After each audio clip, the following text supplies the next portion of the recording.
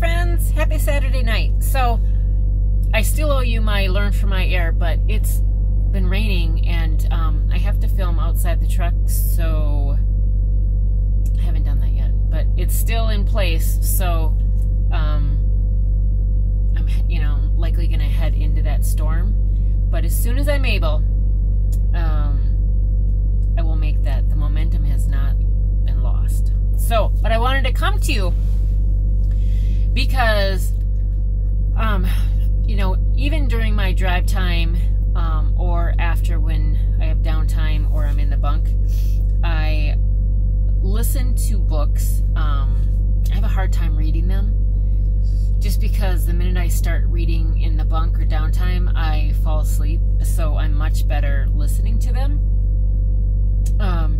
So I have my own hometown library. So in Minneapolis, I have my library card linked to an app called Libby, and I'm able to borrow audiobooks, and I can even do regular books that I would just read on my phone or on my tablet.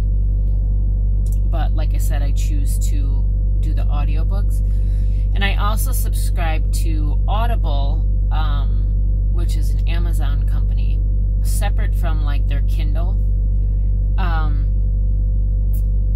And so I purchase books through there. Now you're saying, well, why would you purchase books when you can use your library? Well, I found that the new releases are significantly delayed through my library. So whether that's intentional by the book publisher, I'm not quite sure.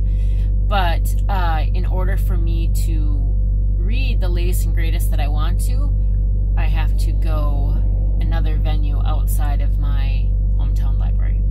So I use Audibles. And I think they charge me like $16.99 a month, which typically gets me one book, and then they will send me specials where I can do like, so $16.99 is considered like one credit, or if the book is not $16.99, then it charges you differently. But and then they'll send you specials where you can buy like 3 credits for like $35.98, which is like 12 something a piece. So sometimes I'll jump on those too. So that's how I get my audiobooks. So I wanted to tell you about some of the latest books that I have listened to that are absolutely phenomenal. And I came across these books because I'm not in a book club, and I've never been in a book club, but I've always wanted to be. And I've read books from like Oprah's book club, they're her recommendations, and sometimes I like them, sometimes I don't. But who I found that I really connect with as far as her suggestions in her book club is Reese Witherspoon. I love her recommendations, so check her out. Some of the latest books that I absolutely fell in love with that she recommended in her book club is Where the Crawdads Sing, The Other Woman by Sandy Jones. Now, don't let the title fool you. This is a great book. This Is How It Always Is. This is so touching. It's about a transgender child and the family, and they go through the burdens that come along with being transgender, and it shouldn't be burdens, and you'll see how that works out in the book. Let's see. A Day in December. I didn't write it down. I keep my books written down so that I can remember what I've... Shoot. Something about it. But anyway, it's on her list. That one was okay for me. It wasn't one of my gotta tell somebody about this book. But I will tell you that, what I like about a book club is that it introduces me to other books that I normally would not have chosen for myself. So I typically like rom-coms, you know, books like that. However, I have read like the Mockingbird series. I've read, you know, like some of those adult or juvenile type books that turned into movies. The Insurgents, whatever that is. But typically, you know, I'll stick to like the adult themes, but her books sort of take you into like psychological thrillers. You know, there's some rom-com, but I would not have chosen these books for myself. And I'm so glad that I was open to getting them. Now, I will say, if you're interested in any of these and you do not have an Audible account, there's a way for me to share the book, like loan it out to you, and then you can listen to it. Like, I only have the audio, so you can't read from my books that I would share. But if you're interested, email me at truckernene@gmail.com, and I'm more than happy to figure out. I think I just need your email address, and then it gets borrowed to you for, I don't know how long, but it gets borrowed to you. And then what happens is, after, if you don't click like the return button after you're done listening, then it automatically like takes it back to my account. But the other books that I've come across as recommendations from book clubs that I happened to find at my library because they were older was Eleanor Oliphant.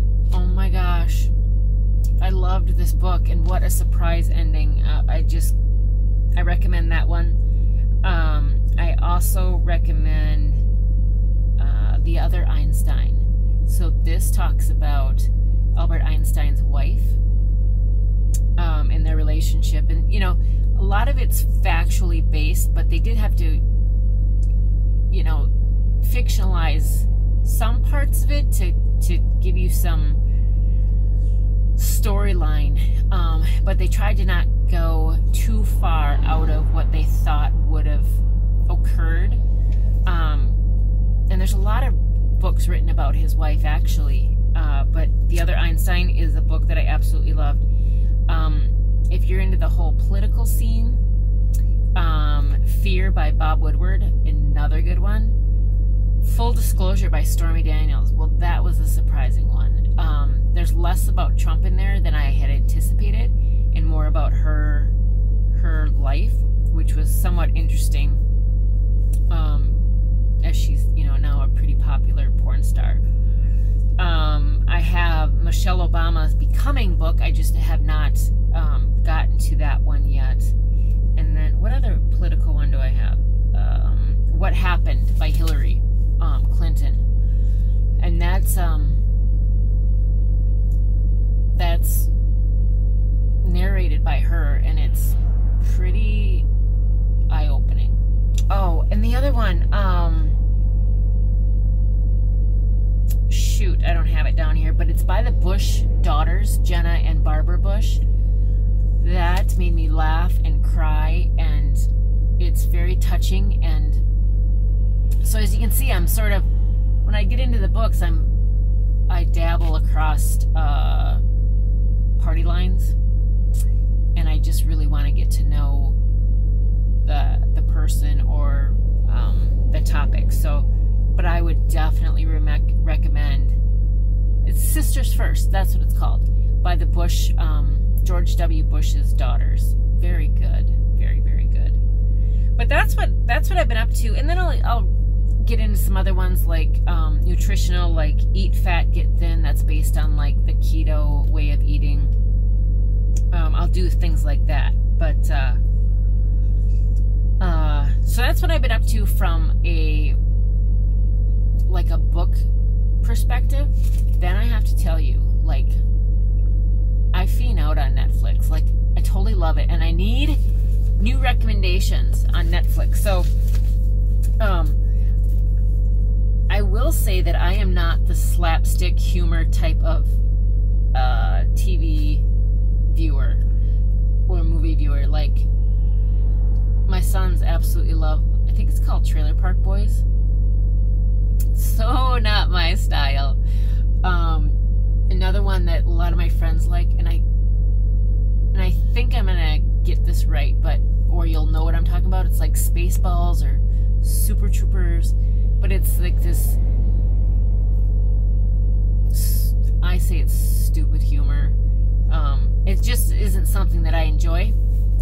But like, I have burned through so many series on Netflix that I've absolutely loved, like, and I'm waiting for like the new seasons to come out. So like Wentworth, oh my gosh, so good. Grace and Frankie and Grace, absolutely love that. Total different type of show, but I loved it. Schitt's Creek, I just finished. Oh my gosh, the characters in there. What else? Oh, like Greenleaf. It's the one based on the big church, and I'll do a lot of the documentaries like Follow This, and but one of the movies I just watched was called Sea of Trees with Matthew McConaughey. I was shocked, and apparently there was a YouTube video that came out a couple years ago about the Sea of Trees, which I don't remember ever hearing about, and maybe I did and just didn't pay much attention to it. But this, like, I watched the movie and then I Googled and researched it, and it's true. It's quite disturbing, actually. So if you have not seen it, I would read about it before you watch it, because it's a dark movie. So you don't want to put yourself in a worse spot if you're already not, in the right mindset. But it's wow. So I would recommend that if you're in the right mindset. But I need new recommendations on Netflix, like what to watch next. I've been doing the whole Christmas Hallmark type movies. Kind of over that, because I cry on every single one of them. Which is sometimes good for me, and sometimes like, I can't cry again today.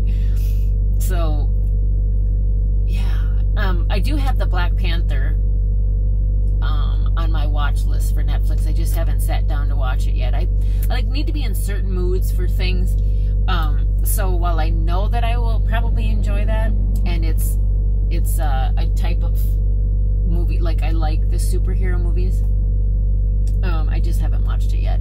And then one movie that I watch every single year around Christmas time is Love Actually. I love that movie.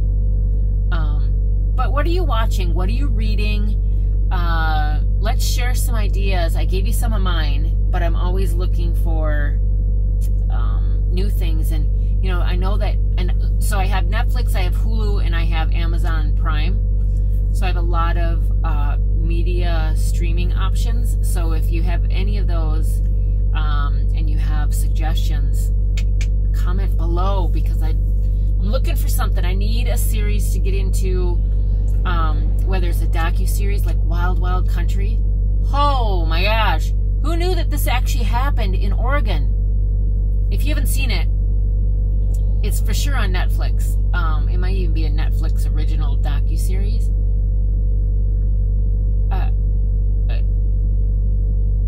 Yeah, that's all. I don't have any words other than wow. Wow. Okay, so get back to me. I want to know what you're doing. I want to know what you're up to. Email me if you want to borrow one of the books that I have. I have more selection than that, but those are like my favorites that I'm currently. And then the one that I'm waiting, I bought it, but I'm waiting to get to, as well as just be Mrs. Parrish, but it might be something Mrs. Parrish. And that was another one on Reese's book club thing. So that's what I'm up to. All right, let me know what you guys got. Thanks. Bye.